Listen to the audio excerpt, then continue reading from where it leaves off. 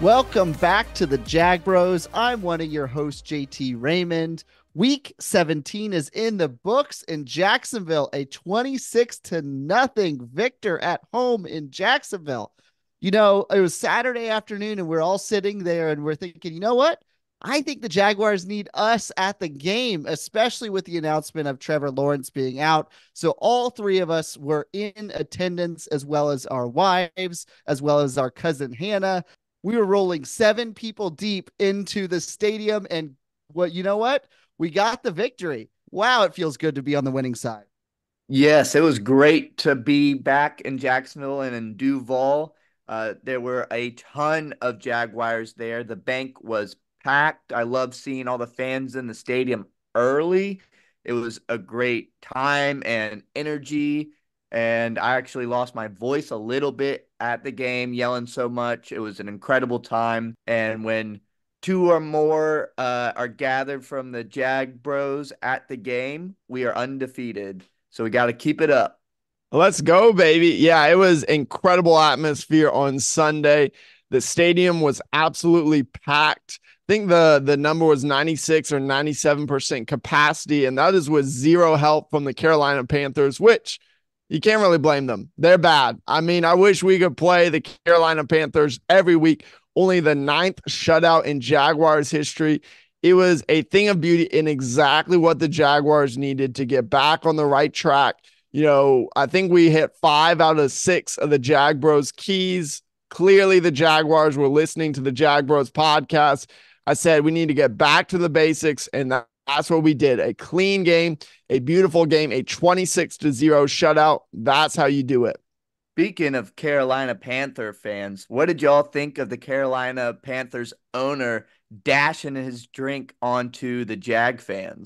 You know, a couple of friends of mine were asking, hey, was that you or your brothers that was the target of David Tepper throwing that drink?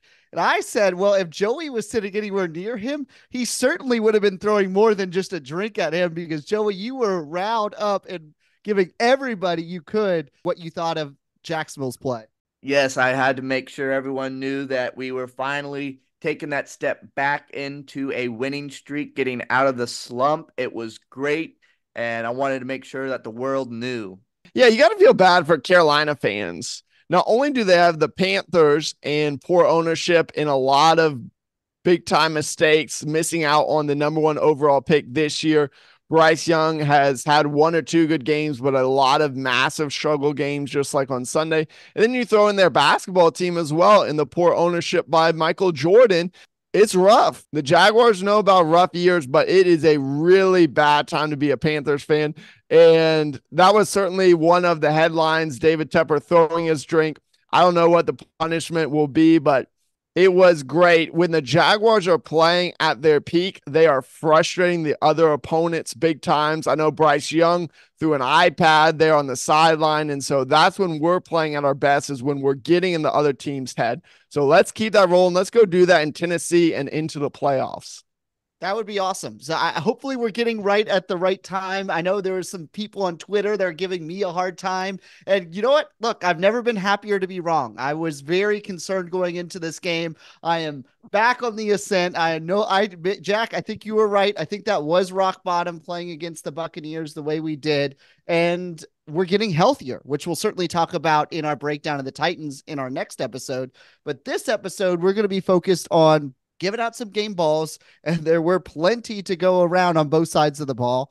We'll also break down the offense, the defense, and then we'll finally do a sneak peek about what's important in the playoff scenarios and what we need to be watching for this coming weekend. But Jack, take us away. Where are we going first with our game balls? All right. Well, it's good to have game balls back. The last 2 poor losses were like, nobody gets game balls. Ugly performances on both sides of the ball. And this one, there are, as you said, JT, a ton of game balls to pass out. But I'm going to go ahead and turn over to y'all, because I know one or probably both of y'all's may go to the dynamic pass rush, the dynamic duo, Trayvon Walker, Josh Allen. Josh Allen breaking the Jaguars franchise record. Trayvon Walker now 1 sack away from double-digit sacks in his second year. So which game ball should we pass out first, Trayvon Walker or Josh Allen? Yeah, I'll go first. I'll say Trayvon Walker. He was my breakout player for the back half of this year. I said if you look at when Tyson Campbell started making his big improvements, it was the midpoint of year two, which is exactly where we've seen Trayvon Walker take his steps. He's now had 5.5 sacks in the last 7 weeks, including 4 in just the last 3 games. He played dynamic, as well as a new sack leader, Josh Allen. Joey, you were on him early saying that he was a better than just a slightly above average player, saying he was amazing. And you know what? I think the Jaguars should have listened to you in offseason because he's going to be a whole lot more expensive now. Yeah, I tried to say we needed to sign him before he had this season so we could save us a little bit of money, but we decided we wanted him to prove it, and he is proving it right now, and that price is only going up, and it's going to be a very expensive bill for the Jaguars to pay, but we're going to have to pay it. There's no way that he needs to walk out of this stadium ever. He loves Jacksonville. He works hard, and he is just a team player. Watch how all the players are so excited for him when he breaks the record. They may be more excited than he was. It was great to see such a leader, and that's what you want on this team. You absolutely have to pay him. I think I'm going to leave the game ball, though. I want to give love to the offense because my entire keys last episode was for Travis Etienne to finally get back going, and he did this game. He had 102 yards rushing, 2 touchdowns, and the very long 62-yard rushing touchdown where he broke it big and showed off the speed and broke away, and it was amazing to watch. Loved seeing Etienne finally getting back into the end zone where he belonged. 100%. Etienne was great, and he is going to be a key part of what the Jaguars are able to do or not able to do in not only winning week 18, but also making any sort of playoff run. So look for Etienne to continue to hopefully have some big games, but we've been hinting all around it. Although I will say Antonio Johnson had a great game with another interception today, but the game ball from me has to go to Josh Allen, breaking the Jaguars sack franchise record with 3 sacks in this game, now up to 16 and a half for the season. You know, Joey, you have been his number one fan, and I love it, but I don't think anyone, even you, expected this level of production, and he's got a shot. He's currently sitting at 3rd place for total sacks in the league. He's got a real shot to get the sack crown, which I will be cheering him to have yet another big game against the Titans. Would love to see him take home that title as well. And unfortunately, he doesn't get enough national media love, but he really should be in the Defensive Player of the Year conversation. There's no question from not only what he's done from a pass rush standpoint, but also a tackling run defense standpoint. He has been the key to the Jaguars defense and was a massive part of how we were able to shut down the Panthers offense and hold them to 0 points on Sunday. Yeah, it was awesome watching him be able to have a dominating performance. And look, little news flash coming into Tennessee. Tennessee's given up a ton of sacks, no matter who their quarterback is, too. So he is right there to potentially have the sack crown leader, which is just crazy to think that we have that type of pass rusher in Josh Allen, and would love to see Trayvon Walker continue to take those next steps to potentially have a dynamic duo at a really young age. Is really fun for the Jaguars defense. Yeah, they really do seem to be becoming a bit of a duo, especially in these last couple games. I've seen Josh Allen and Trayvon Walker really coming together when they get a sack and celebrating each other and talking a lot to each other off on the sidelines.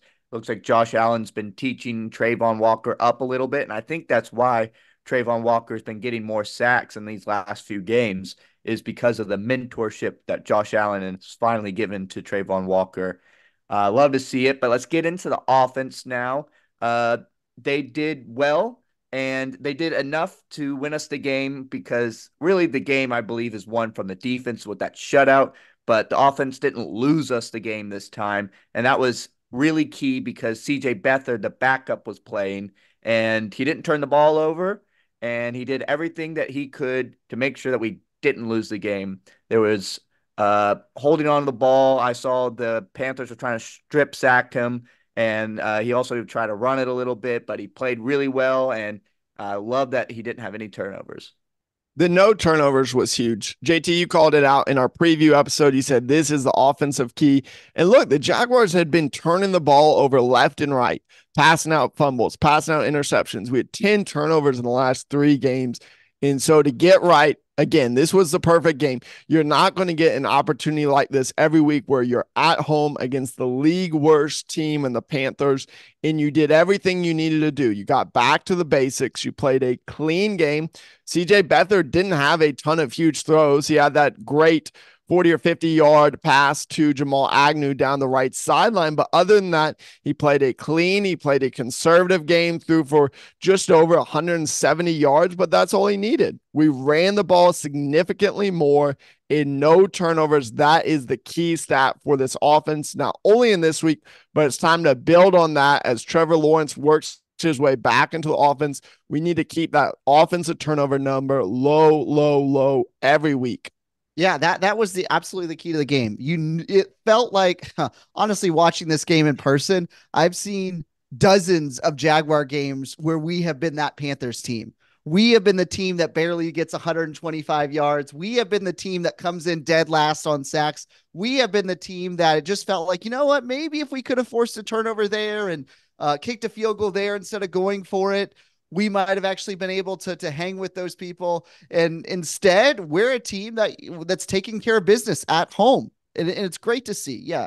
That I know there's also been some scuttle out there that, hey, maybe CJ Beathard is just as good as Trevor or better than Trevor or any of those things. Joey, where are you at? You going to put that thought to bed? Yes, I believe that. I mean, there's some crazy fans out there. CJ Beathard better than Trevor Lawrence. There's only one victory for the Jaguars in December, and it didn't come from Trevor Lawrence and all of this. Yes, Trevor has had a bit of an issue with turnovers lately, but he's also been really banged up. He's had the head, shoulders, knees and toes. Like, he's been hurt throughout his body, putting his body on the line. And he needed a break, and I think he got it. We will need him for the Tennessee Titans. CJ Beathard did what he needed to do, did enough to win us the game, and now it is time for Trevor to come back and get ready for the playoffs. He had time to heal, and it is time for him to play and show us why he is still the franchise quarterback that we all know and want to pay him all that money in the offseason. This is Trevor's team, not CJ Beathard's team. There was a play in the red zone that we had where CJ Beathard is on a rollout to the right, a guy kind of coming in his face, and Ridley is wide open in the end zone. Now, just like all Press Taylor's plays, it's right along the sidelines, and CJ Beathard floats it in. It goes overhead. It wasn't really much of a play. If you're watching on your TV, you probably didn't even notice it. But it's a play that if Trevor Lawrence is in, he has the arm strength and the accuracy to be able to fit that in for an easy touchdown. Now, we'll talk about the offensive play calling, especially in the red zone here in a second, but those are the type of plays that Trevor can make that Beathard can't. Ultimately, we saw pretty close to the ceiling of CJ Beathard. We've seen him make some nice plays. We've obviously been beating the table at times for Trevor to take some of those checkdowns. Evan Ingram, I feel like, is open pretty much every single play underneath. And so just continuing to hit that, we know he's a yak guy. And there's a couple of big time plays, especially when the game was relatively in lieu. I mean, think about this. Jacksonville was only winning 9-0 at half. And one score for Carolina, and it's a completely different game. And so did a nice job converting on some key third down plays, getting us into the field goal range. And when it came down to the red zone, we were not great, but he did enough to obviously get us the W. You got to love recency bias because CJ Beathard, at the end of the day, his NFL record is 3-10. He is what he is. He's 30 years old. This was pretty much his ceiling. And hey, I'm grateful for it. We needed this win as the Texans and the Colts both pulled out victories on Sunday as well. We needed this win 100%, but this is his ceiling. 17 for 24, 178 yards, no touchdowns against one of, if not the worst defenses in the league at home. So CJ Beathard is the perfect backup because he can go in, he can play a conservative game, he can be a game manager. But this is who he is. He's not a world beater. Trevor Lawrence has had several games in his career already at 24 years old where he's throwing over 300 yards, 3 touchdowns, making plays with his arm, making plays with his leg. And the reality is we have not yet seen the peak of his performance. We hope. And we believe that he is going to keep getting better with Doug Peterson. So, yeah, there's always going to be funny, hilarious takes, especially on Twitter. You never know what you're going to see. One of my favorites actually was that secretly Trevor Lawrence was calling the plays, because if you saw him on the sideline, he had the headset on. Maybe that's why our offense was rolling a little bit better on Sunday. Yes, and another thing with the whole CJ Beathard, I want to give a shout out to the O-line. They played much better and helped CJ Beathard stay up clean. Cam Robinson came back, and you could see that the offensive line had a lot more like attitude and nastiness to them. Luke Fortner played better for like the first time this entire season. He kind of looked like a real center. Tyler Shatley played really well. Both Cam Robinson and Tyler Shatley. Cam Robinson is 7-1 when he's in the starting lineup. We win 7 out of 1 games. And with Tyler Shatley, he is 5-1 when he is in the starting lineup. So maybe those two are our best options with left tackle, left guard. They are really consistent. They don't mess up, and they have each other's backs. Cam Robinson wasn't going to take the Panthers crap and show them that we have attitude. You're not going to push over on the Jaguars. Duval is here, and I love that he was able to throw the other guy's helmet. Love Cam Robinson. Obviously, he got kicked out of the game at the end. And if you haven't seen his interview there with Mia O'Brien, go check that out on Twitter. Gave a kiss to the fans as he was walking off the field. But I'm a kiss to the Jag Bros. Exactly. We were right there. And I am going to disagree with you on Shatley. I thought our guard play, both of them, Sheriff and Shatley, were just terrible. There are plenty of times where we are one block away from an ETN 7 to 17 yard run. We actually were able to seal that block off on the right-hand side on that long 62-yard run from him. But there's one time where Sheriff just completely whiffs on his guy on a pulling guard play to a toss on the outside. And I thought Shatley didn't play excellent either. Fortner probably played slightly better for what he's been playing, but it's not like he's playing still at a very good level. So it would be nice if Ezra Cleveland can get healthy again for the playoffs, or at least for the Tennessee game too, because Shatley's fine, but he's nothing special. And you're playing against a team that's given up 11 sacks all season coming into this game that ended up getting 3. Now, some of that's on CJ Beathard and his lack of mobility and quick decision-making like Trevor has, but some of that was still like meh offensive line play for the most part. But it was really nice having Cam Robinson back. Yeah, at least one of those sacks, maybe 2, was, and this always drives me crazy watching this, is when quarterbacks run out of bounds 2 or 3 yards behind the line of scrimmage. It's like you're already outside the pocket. Just throw the ball away. And I know at least one of those sacks was that way. Maybe it was 2. But there is, and that's a good point, JT, there are some things as you look at this game, and not to nitpick, because of course you're going to give the Jaguars an A or an A+ anytime you win 26-0.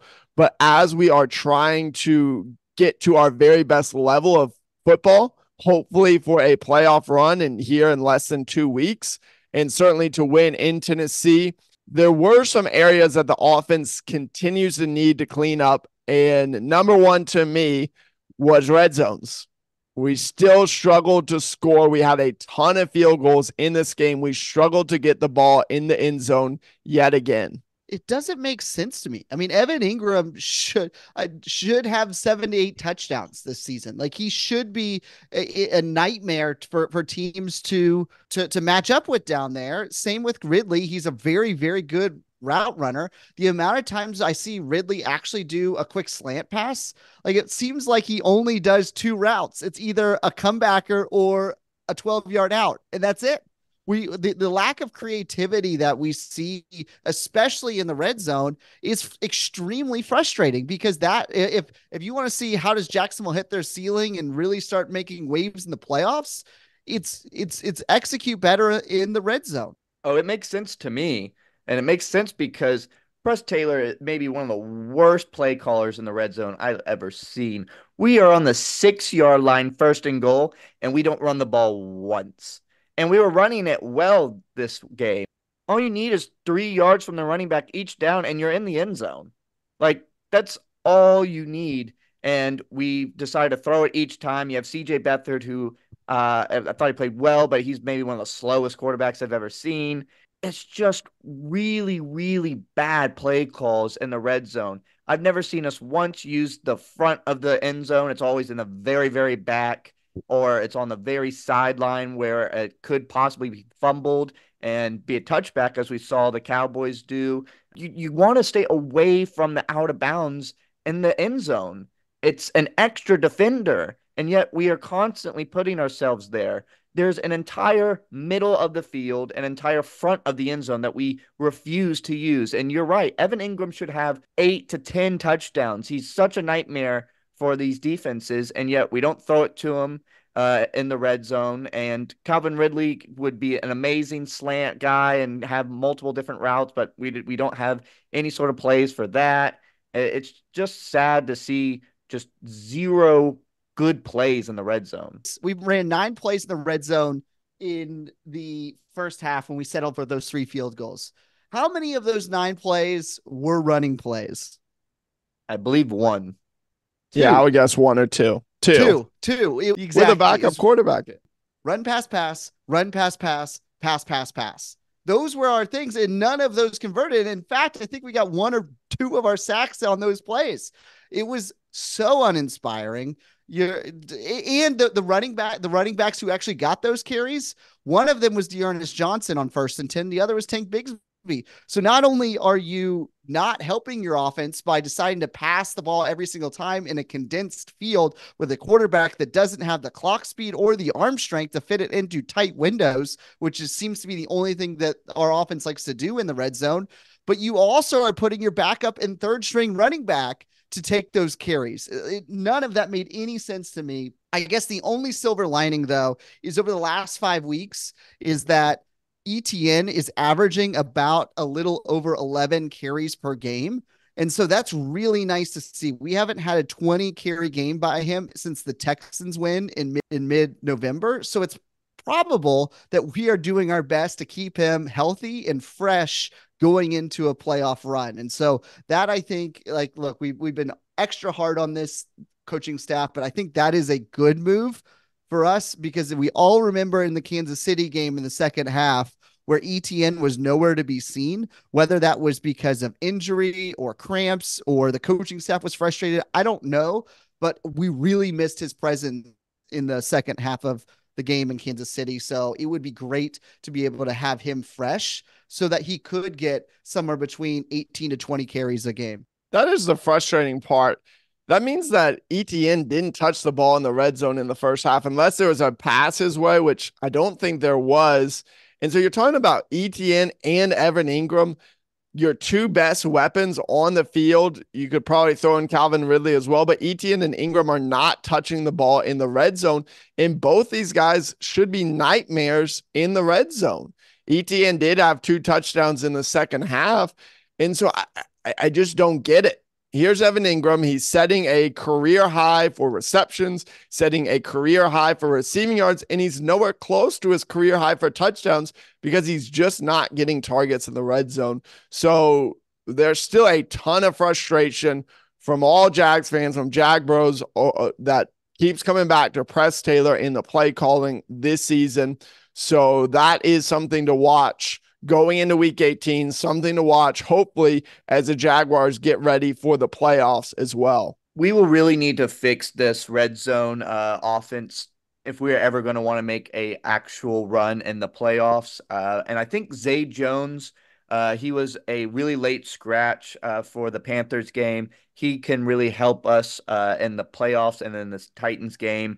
And also Trevor Lawrence, as JT said, there were a few opportunities where if we had Trevor, I think we could have gotten touchdown passes. But since we have CJ, they just got floated out of the end zone. So One more thing before we go to the defense too. An adjustment I would like to see. I don't need to see Tim Jones on the field again. He's not a very good blocker. He can't catch. He's almost never targeted. He gets zero separation, and he's had plenty of opportunities this year with Zay being banged up and Christian Kirk being banged up at different times. So I would like to see Elijah Cooks. Let's see what we have in him. I liked that we started using Agnew more before he got injured as well. You need to try anything else, but like he's the invisible man out there on offense right now. Yeah, you're right. He does look a bit uninspired out there. His effort has definitely dwindled. He used to be actually fairly good at blocking, but it's gone down definitely. It doesn't seem like he runs his routes as strongly or as fastly. I'm not sure what's going on with him. But yeah, he doesn't need to be seeing the field right now. We have too many better options with Elijah Cooks or even the guys on the practice squad, Jacob Harris or Seth Williams, may be better than Tim Jones right now. But let's go ahead and move it on to the defense, who pitched a shutout performance. It was an incredible game by the defense. I love to see them back, and it was an incredible performance by the defensive line, getting good pressure against the rookie quarterback. I love to see it, and all the sacks. It was a great time to watch our defense become Saxonville once again. I loved the shutout. I was cheering hard in that second half for us to keep the shutout going all through the game. And here's the thing we pointed out in the preview as well is the Panthers aren't coasting in this game. They're not giving up early in this game because they don't have their first round pick. So they're going 110%. Bryce Young wants to prove some stuff in his first year, and his offensive line was, speaking of invisible, they were invisible, and we tore them apart. Josh Allen, 3 sacks. Trayvon Walker, 2 sacks. Roy Robinson Harris with a sack early in the game, getting him up to 3.5 sacks for the season. So an area where we haven't been at our best, other than Walker and Allen, for us to go in and get 6 sacks, that really set the tone. The Panthers could never really get a long drive going because you would have one big play where they lose 8, 9, 10 yards, and they just don't have the offensive firepower to go and make that yardage up in the next play. So hats off to the defense, A+++. An amazing game overall by our defense. It's the first time we've had a shutout since last year against Indianapolis, but it's something that almost never happens in Jacksonville from a defensive perspective. We've shut out Indianapolis 3 times in the last 5 years, but the last time we shut out a team not named Indianapolis was 2006 against the Jets. And so wow, really outstanding performance for them. I will say, trying to put myself in as a Panthers fan, like it felt like watching a Blaine Gabbert team. I mean, there's literally no talent on anywhere on the entire roster. I mean, when your best offensive weapon is an aged Adam Thielen, Mingo did not look good. And then even DJ Chark, there are a few times Bryce Young actually hit him in stride, especially late in the game when the game was already decided, and he couldn't come up with a catch. And so, like, I would like to see Bryce Young succeed, win one for the short guys, but I just don't think he's going to be able to do it, especially with that roster. And by the time they actually do get anything around him that could be decent, it feels like his time would have already come and gone in the NFL. So sad for him and really sad for the Panthers fans, but it's exactly what the doctor ordered for the Jaguars. Yeah. Joey and I, Chark had that 30 or 40-yard reception where they're actually set up right around the Jaguars 10-yard line. So they're finally going to score. And then, of course, Doug Peterson throws the challenge fly. Joey and I are chanting Doug in the stadium. And I turn to Joey and I'm like, that Chark dropped that ball because he's dropped so many passes in the past for the Jaguars. They throw the play up on the big screen. And what do you know? That ball hits the ground and we get to keep the shutout alive. It was an amazing time getting the shutout. And also to all the naysayers that have been like, oh, well, you played the worst team in the NFL. No one else has shut out the Panthers yet. Like, they just put 30 points up against the Packers. This wasn't like it was the worst team ever. They had been playing fairly well coming into this game. So pitching a shutout is still something to be very proud of. I'm very proud of the defense and their performance. And yeah, no one's done it in the NFL this entire season against the Panthers, but we did. The other person to give a shout out to, and you guys already called him out at the top of the show, was Antonio Johnson.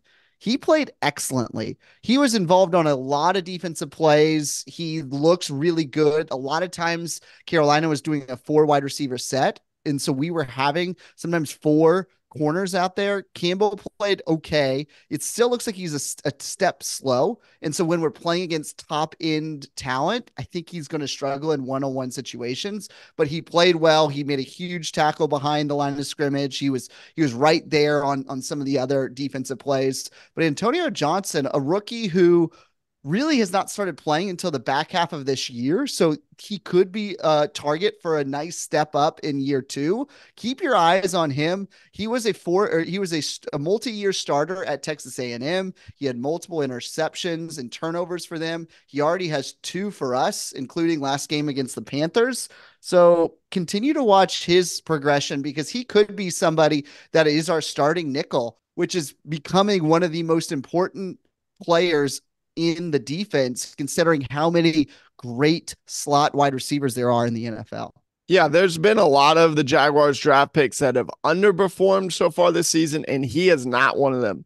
He is looking more and more each game like a steal, going early in the 5th round. And he's only played about half the season, 8 games, and he's really starting to put up some nice numbers. He's getting more and more playing time. He has 14 tackles, 2 picks, a forced fumble, a sack, 3 deflections.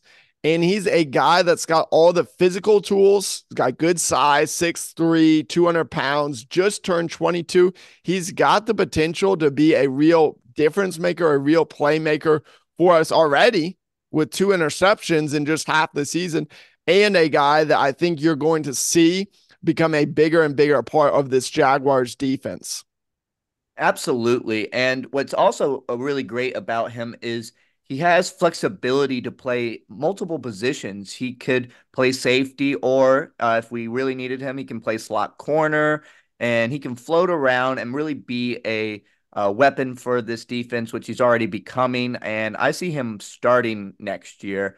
I'm not exactly sure which position yet, but there's no way that we don't have him on the starting roster next year.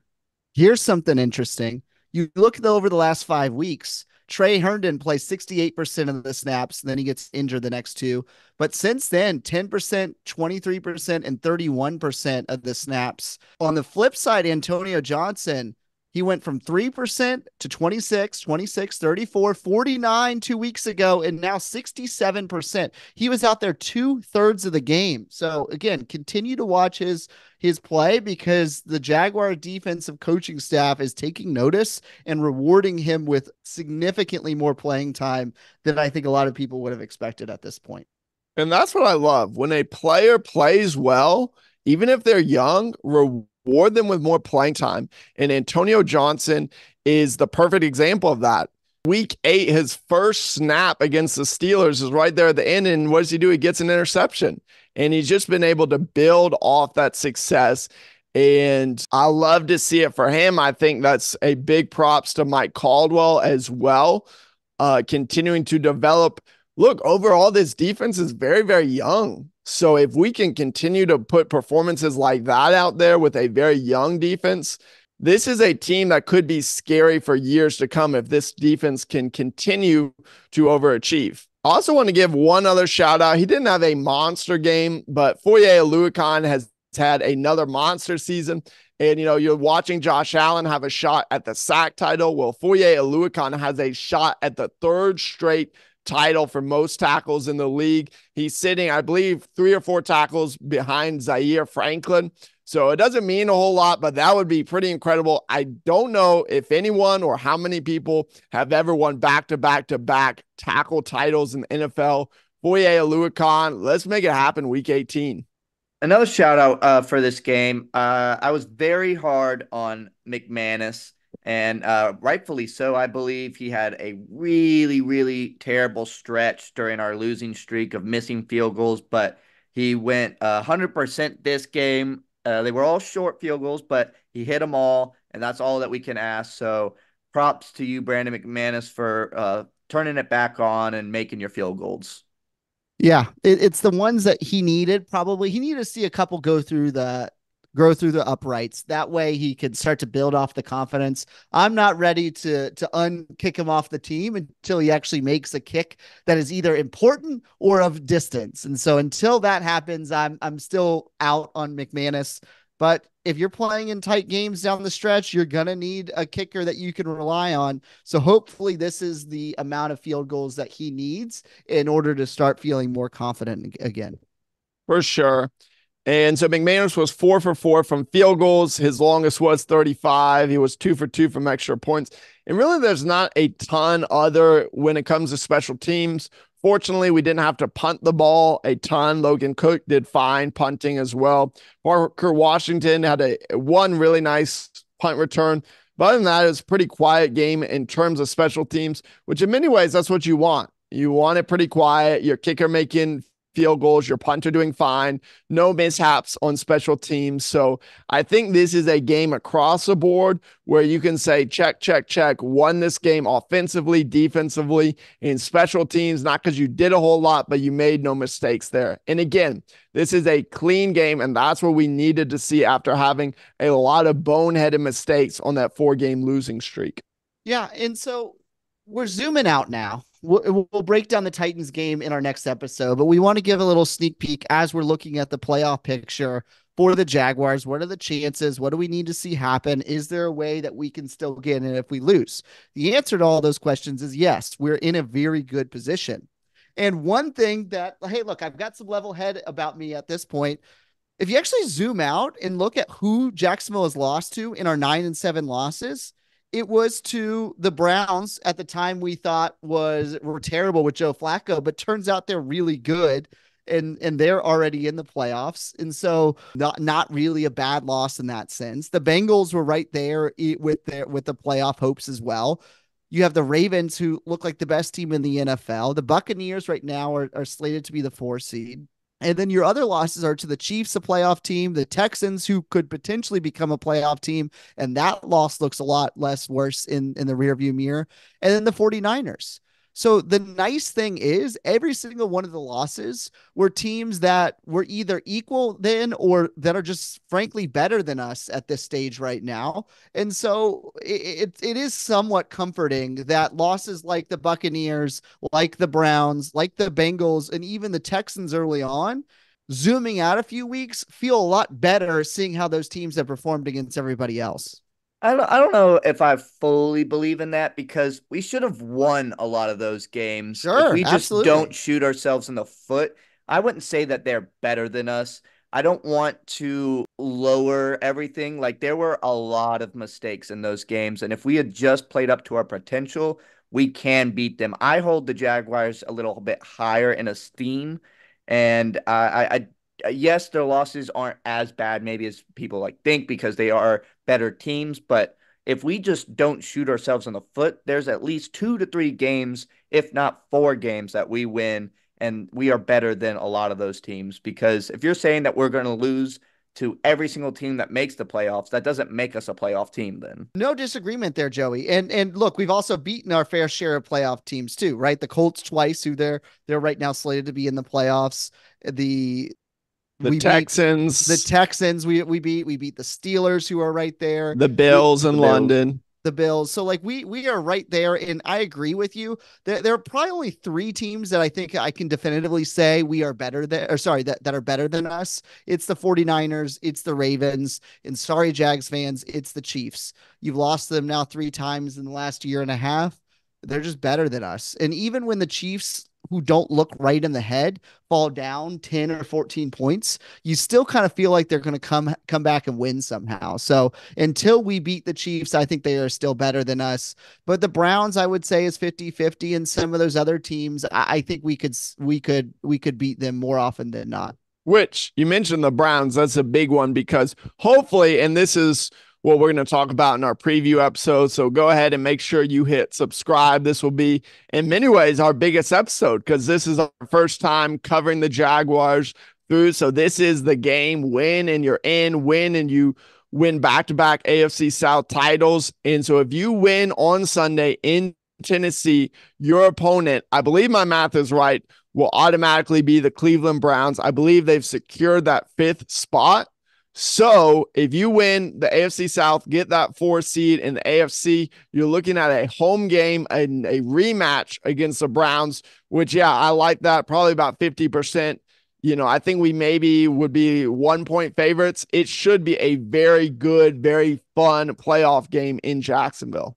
Yes. Right now, Jacksonville has a 77% chance of making the playoffs. The easiest path is win and you're in, and you get to go host the Cleveland Browns, which I still feel like are very gettable. To your point, Joey, I think we match up well with them, and we can turn over Joe Flacco a few times. The other scenario, if we lose, then that means the winner of the Colts and Texans game will go to the playoffs, and the loser will be automatically be eliminated because we own the tiebreaker with them. The other people we'd have to keep our eyes on at that point would be the Steelers, who will be playing against the backups of Baltimore, who already has secured home field advantage. And so we would need the backups for the Ravens to beat the Steelers in that case if we were to lose, as well as I think there's another game that we need to keep our eyes on in order to ensure that we don't end up getting left out of the playoffs. What's funny is actually the Ravens backups versus the Steelers will be a pretty good game because Tyler Huntley isn't a very bad backup at all. So I'm excited actually to see that game. They match up better with their backups than they do with the Ravens starters. That's a good point. The Steelers they've been hot and cold, so it depends on who shows up. But that game will be Saturday afternoon. And then, yeah, we'll give the full playoff breakdown in our preview episode, but it's going to be a lot of great football. This is the week before the playoffs. This is time for the Jaguars to play their best football right now. Definitely. If you win next game, then we will be back-to-back division champs, and that has not been done since the 90s for Jacksonville. So absolutely, I think you have to 100% go beat the Titans. You need the momentum to do that, so that way you go into the playoffs hyped. You want to play at home, get the entire Duval involved, go back to the bank, and we can lock it down again. And I promise you, if we're going to the bank, then the Jag Bros will be there, and we're undefeated when we're cheering them on in person. So absolutely go out and beat the Titans. I can't wait to do the preview episode for that game. It's going to be an awesome episode. So make sure all of y'all go out and listen to that when it drops in a couple of days. Until then, Ball.